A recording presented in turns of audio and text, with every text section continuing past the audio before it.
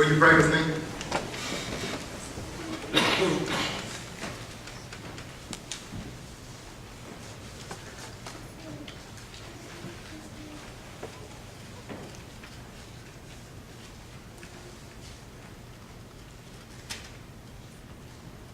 Shine, Jesus, shine. Fill this land with the Father's glory. Blaze, Spirit, blaze. And set our hearts on fire. Flow, river, flow. Flood the nations with grace and mercy. Send forth your word, Lord, and let there be light. May the words of my mouth and the meditations of all of our hearts be acceptable in your sight, O God, the one who is truly our rock, our strength, and our Redeemer. Amen. We continue our journey this morning through the Sermon on the Mount. It all began for me about a year ago as I read 3 simple rules and began to distribute it among the congregation and practically to everybody I run into. So if you have not received your book, I would like to give it to you. See me after worship, and I will have one for you. If you are new to First Church, if you are a guest this morning, you've never been here before, and you haven't, I want you to have one. It's a gift, because it's been this book where it talks about doing no harm and talks about doing good and talks about staying in love with God. That was really the impetus for this sermon series for this summer. That we look at the Sermon on the Mount. Because it's in that Sermon on the Mount where Jesus gives us the prayer that we know is the Lord's Prayer, and where Jesus says and has us pray that petition that God's kingdom may come on earth as it is in heaven. A prayer that many of us have prayed at least once a week, maybe for every week of our life. But there's something about that petition that has struck me. That this is the very center of the core of what it means and what we are about as disciples of Jesus. That's what our mission is. Our mission is to bring God's kingdom that's in heaven, bring that to earth. And then I think Jesus begins to tell us in the Sermon on the Mount, how do we do that? What does God's kingdom look like as it comes to earth? What does God's kingdom look like as we interact with one another day in and day out? As we live with one another, as we put up with one another? What does it look like to live as a disciple of Jesus? Because, we call ourselves Christian, and that word Christian means Christ-like. But I'm almost to the point to saying I'm about ready to give up that title. Give up the title of being called Christian. Why?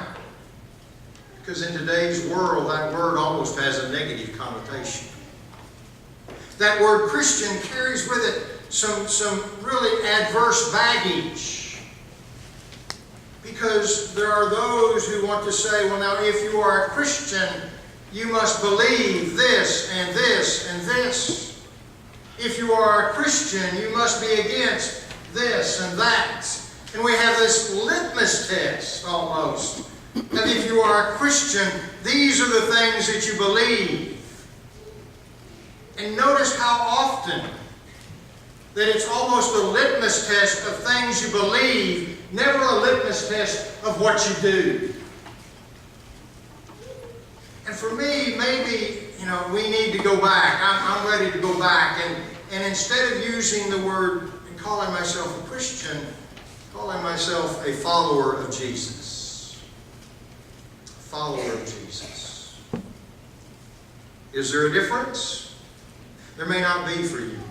And that's okay.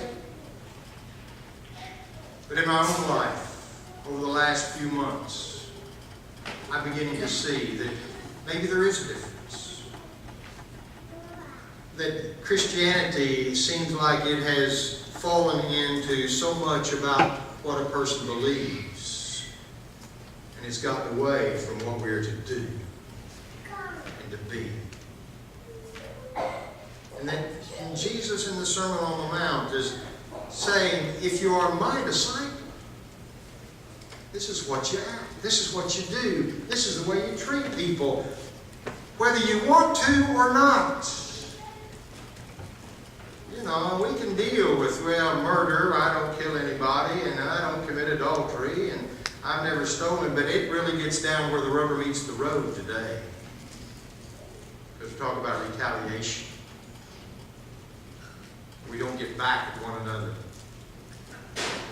The notion of an eye for an eye and a tooth for a tooth. That's really where some of us are. That's where I've been at times. And that is where I am sometimes even today. Aren't you? If somebody does something to you, my first reaction is to get back at them.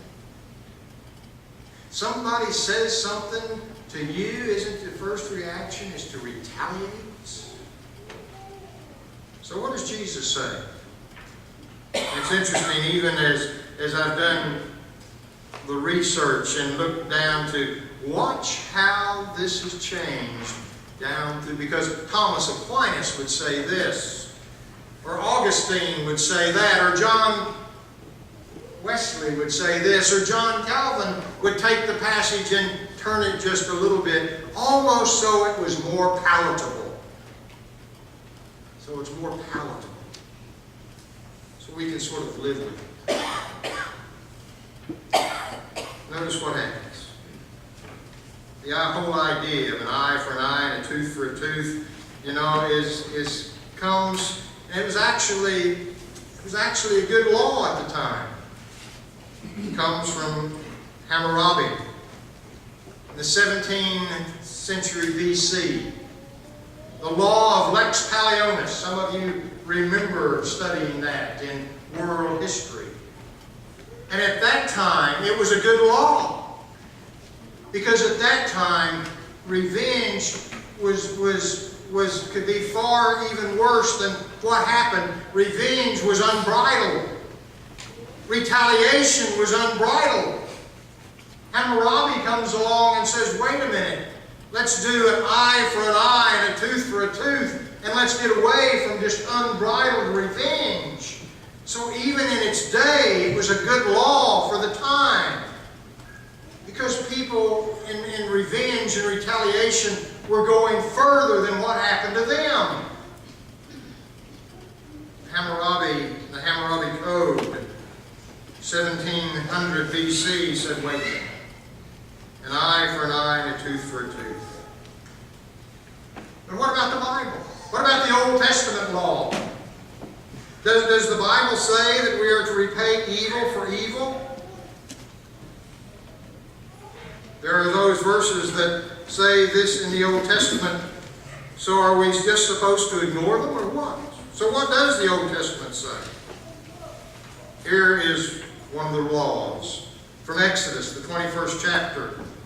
If men strive and hurt a woman with child, so that her fruit depart from her. In other words, if a woman is pregnant and she does to an event from a man, and yet no mischief follow, he shall be surely punished, according as the woman's husband will lay upon him.